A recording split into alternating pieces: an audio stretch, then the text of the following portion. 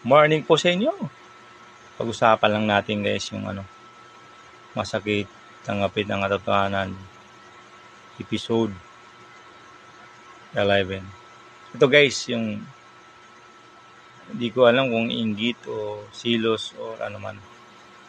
Merong pagtitipon o binyag, reunion sa school o reunion ng mga kamag-anak mo.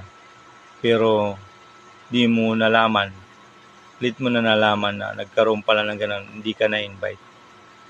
O hindi, mayroon sinabihan, wala ka nang pinuntahan ka, pero dahil matumpahin po tayo, tataka ka bakit di ka in-invite, di ka nasama doon sa ganung activity or tawag ito, pagtitipon, diba? Na dapat nandoon ka kasi member ka ng pamilya, kaklase ka kasi reunion or ano man na nangyari na hindi ka lang na-invite dahil wala ka at wala nagsabi sa iyo at di nakarating sa iyo yung ganung informasyon. Kaya huwag po tayo agad magtampo. Masakit lang tanggapin na nalaman mo ulit na hindi ka nakasali. Ano rin po, share and like. Maraming salamat.